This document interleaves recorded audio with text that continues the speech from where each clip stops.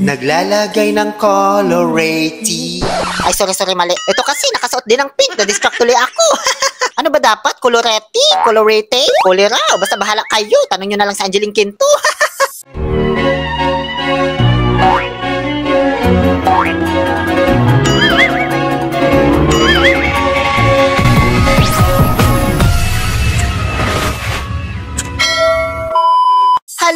Hello mga dipungal! Tukmol ka ba? Sa next vlog na lang yung impacta para di pa ulit-ulit. Nakasakay kami ngayon sa karo, as in carousel.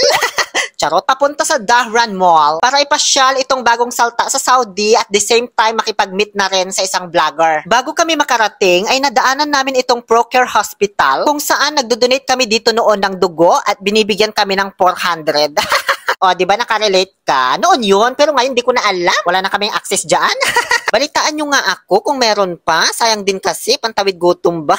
At ayan na po yung Dahran Mall. Tapat lang yan ng Procure. Nag-U-turn lang kami. Kaya nang sabi ko dati, ito pa rin ang pinakamalaking mall dito sa Eastern Region, Saudi Arabia. Kahit sukatin mo pa at ikumpara mo sa ibang mga mall dito sa Eastern. Pababa na kami sa taxi. Siyempre, bayad-bayad na naman. 15 mula Ramania hanggang dito. 20 pa nga yung singil. Natawadan lang, Diyos ko. At dahil nga sa tour guide ako ngayong araw, una naming pinuntahan nitong bagong salta ay dito sa may sinihan nila. Kasi ayaw niyang maniwalang may sinihan na dito sa Saudi. Charot. Kaya sabi ko, ayan anong tawag mo dyan? Betamax?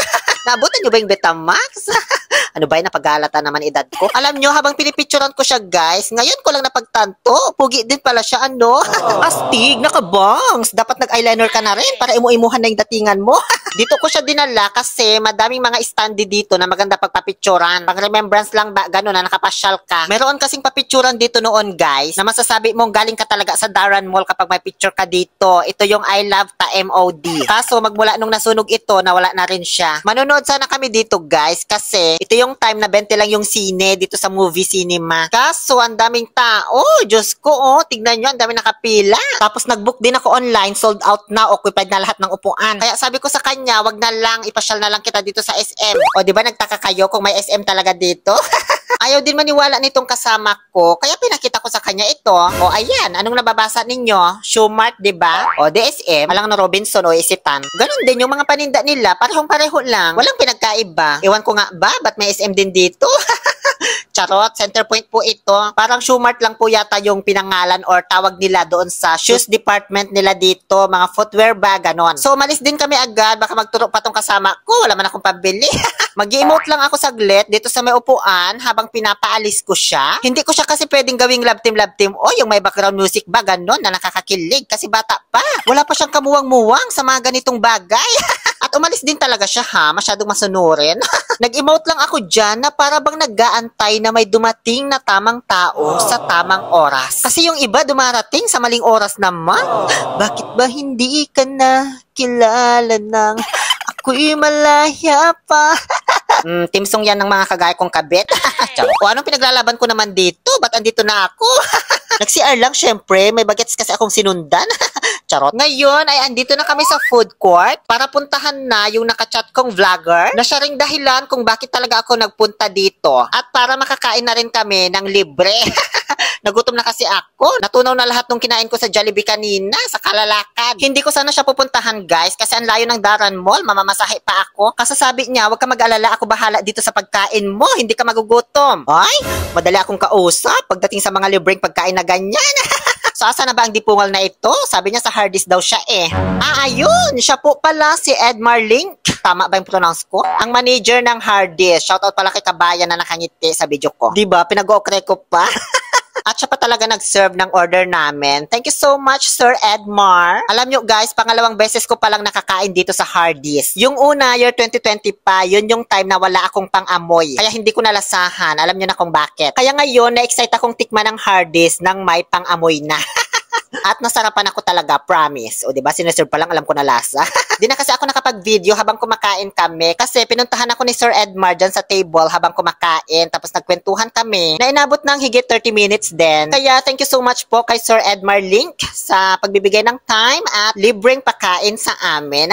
Lumabas na kami para mag-abang ng taxi pa uwi. Nang bigla naming nadaanan itong Mall of Dahran na signage. Maganda magpa-picture dito pang remembrance ba. Kaya sabi ko kay Ray, upo ka dyan, picturean kita. Pasasaan pat naging tour guide mo ako, diba? Oy, ba't may mga tumabi naman na nagwagapuhang mga bagets? Pero Pero hindi naman ako nabighani. Normal lang na feeling, gano'n. Nagsawa na kasi ako sa ganyang mga itsura. Diyos ko, dito pa ba?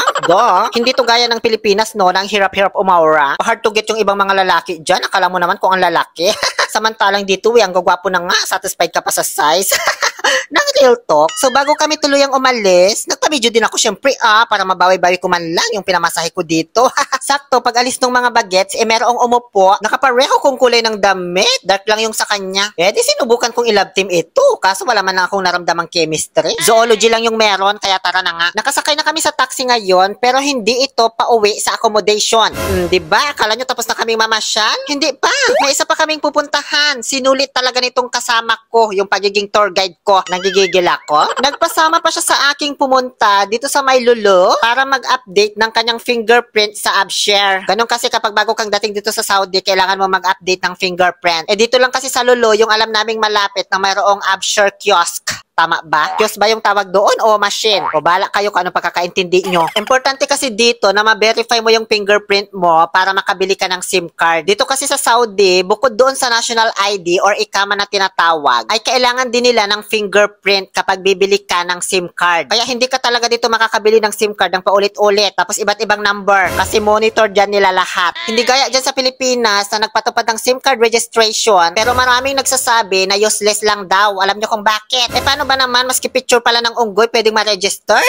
Nakakalusot, kahit fake na ID ang gamitin. Diyos ko, di ka man lang naisip yung fingerprint. Ang daming matatalino dyan sa Pilipinas, pero hindi nagagamit para sa maayos na sistema. Sayang lang yung budget. Samantalang dito sa Saudi, nag-hire pa talaga sila ng mga eksperto sa ibang bansa para lang maging maayos yung sistema nila. O tama na, ang dami ko nang na-real talk ngayon. So pagdating namin, sa kasamaang palad, ay nakapatay yung machine. Nag-overheat daw kasi kahapon, kaya naghang siya. Buti na laang at may nagtitindang SIM card dito sa gilid, Stacy, at meron din silang AppShare Authenticator. Basta bili ka lang daw ng SIM card nila, sila na bahalang mag-register sa'yo sa AppShare. So yun na lang po ginawa namin. So pagkatapos ng matagumpay na pagre-rehistro ni Ray ng kanyang fingerprint, ay bumaba na kami sa may grocery at sakto naman nakita namin itong mga kasamahan namin sa Danob na nagbabayad na sa cashier. Ay, akala ko ba naman mga shoplifter tong mga to?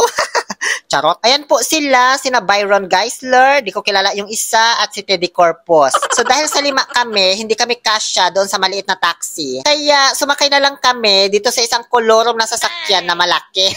Meron din kolorom dito, ano ba kayo? Hanggang sa makauwi na kami sa accommodation. Yun lamang po. Maraming salamat Dr. Vicky Bello for my cheekbone, Coco Lumber for my shoes, o kaya ni Salome para sa aking outfit, at St. Peter para sa aking hair and makeup. Kapamilya, kayo pa rin ay nakatutok dito sa nag-iisang teleserye ng totoong buhay. Ito ang Oliver Castro Vlog. Maraming salamat po sa panunood. Pinagod ako ng bagong salta sa Saudi na ito, oo. Charot.